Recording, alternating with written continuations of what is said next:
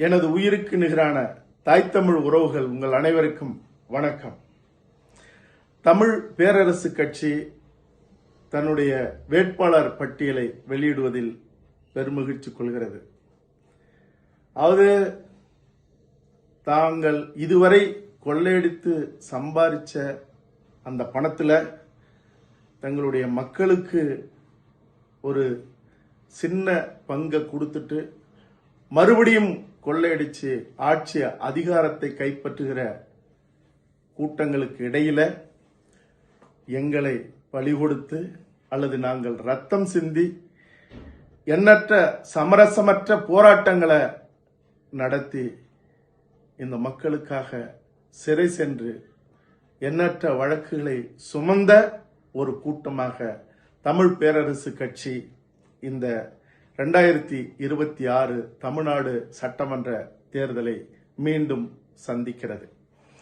அதாவது 50,000 ஆண்டுகள் வரலாறு கொண்ட இந்த இனத்தினுடைய கலை, கலாச்சாரம், பண்பாடு, வரலாறு இதையெல்லாம் மறந்துட்டு அல்லது புறம் தள்ளிட்டு இந்த கொள்ளையடித்த பணத்தில் கொஞ்சோண்டு வாங்கிட்டு இதுவரை தன்னை அடமானம் வைத்த தமிழினம் இனியாவது தமிழினத்தின் இளைய தலைமுறை, அடுத்தடுத்து வருகிற தலைமுறைகளை தலை நிமிர்த்துவதற்கு என்ன வழி, அதற்கு யார் யாரெல்லாம் நேர்மையானவர்கள், நேர் நின்று சமர் தொடுத்து இந்த மண்ணுக்காக போராடியவர்கள்னு இனியாவது அடையாளம் காட்டுங்கள். இளைய தலைமுறை அடையாளத்தை கண்டுகொள்ளுங்கள். இல்லைன்னா மீதம் இருக்கிற இந்த நிலத்தின் கல்வி உரிமை, வேலை உரிமை, வாழ்வியல் உரிமை அத்தனையும் பறிபோகும். சுதந்திரத்திற்கு பிறகு 50-60 ஆண்டுகளாக இந்த மண்ணை மானமிக்க தமிழர்கள் எவரும் ஆளலங்கிறது தமிழினத்திற்கு எவ்வளவு பெரிய பேர் அவமானம் என்பதை எப்பொழுது நாம் உள்வாங்க போகிறோம்.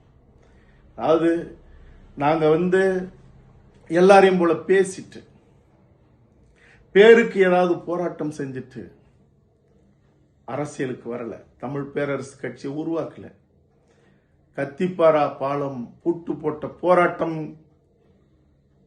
இந்த உலகத்தை எவ்வளவு பெரிய பேர் அதிர்வுக்கு உள்ளாக்குனதுங்கிறது எல்லாருக்குமே அறிந்த விடயம். அவனியாபுரத்தில் ஜல்லிக்கட்டுக்காக ரத்தம் சிந்தி 12 கோடி தமிழர்களும் உலகம் முழுக்க ஒரு எழுச்சி, ஒரு புரட்சியாக, அதாவது பிரெஞ்சு புரட்சிக்கு சமமான அல்லதுக்கு அதற்கு மேலான ஒரு தை புரட்சியை உருவாக்க அந்த வாடிவாசல்ல ரத்தம் சிந்திய கூட்டம்.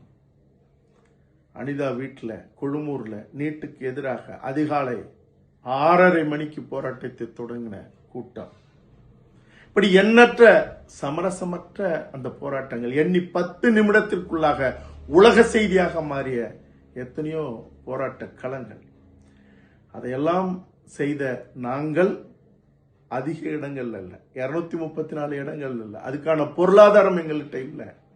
2 இடங்கள்ல மட்டும் நாங்க தேர்தல் களத்தை சந்திக்கிறோம். ஒன்னு குன்னம், அரியலூர் மாவட்டம், இன்னொன்னு கோவில்பட்டி, தூத்துக்குடி மாவட்டம். எல்லா இடங்கள்லயும் நிற்பதற்கான வசதி, சூழல், பொருளாதாரம் இல்லைங்கிறதா யதார்த்தமான நிலை. அது எங்களுக்கான அவமானம் இல்லை, அது இந்த இனத்திற்கான பின்னடைவு. ஏன்னா எங்கேயாவது ஒரு இடத்துல நான் எத்தனையோ போராட்டங்கள் நடத்திருக்கேன். முன்னாடி ஒன்று பேசினேன், பின்னாடி ஒன்று பேசினேன்னு ஒரு காணொலி காட்ட முடியாது. வெறும் போராட்டங்களை தவிர வேற எதையுமே நாங்கள் செஞ்சதில்லை. வழக்கும் சிறையும் சந்திச்சது தவிர. அதனால கோவில்பட்டியில என்னுடைய அன்பு தம்பி சே சரவணன், MBA BL அவர்கள் தூத்துக்குடி மாவட்டம் கோவில்பட்டியில நிற்கிறார் தமிழ் பேரரசு கட்சியின் சார்பாக. என்னுடைய அன்பு தம்பி அன்பு தமிழன் வழக்கறிஞர், அவர் குன்னம் தொகுதியில் அரியலூர் மாவட்டத்தில் நிற்கிறார். ஆக இந்த 2 பேரும் இந்த தேர்தலில் போட்டியிடுறாங்க.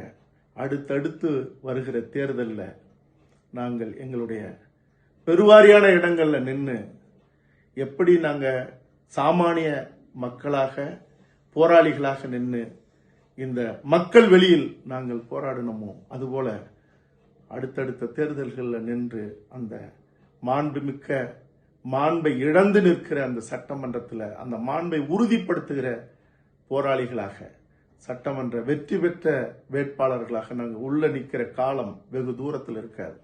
அதனால குன்னம் தொகுதியில் நிற்கிற தம்பி அன்பு தமிழனையும், கோவில்பட்டியில் நிற்கிற தூத்துக்குடி மாவட்டம் கோவில்பட்டியில் நிற்கிற தம்பி சரவணன் அவர்களையும் வெற்றி வேட்பாளர்களாக தேர்ந்தெடுத்து அந்த சட்டமன்றத்திற்கு அனுப்புங்கள். அவர்கள் கேள்வி காலங்காலமாக கொள்ளையடித்துக் கொண்டிருக்கிற கூட்டத்தை துளைத்து தகர்க்கும். இந்த மண்ணுக்கான தலைநிமிர்வை அது உறுதிப்படுத்தும். எதிர்க்க துணிந்தால் தமிழ் மேலும், எதற்கும் துணிந்தால் தமிழாலும் வெல்வோம். பெருநம்பிக்கையோடு நன்றி, வணக்கம்.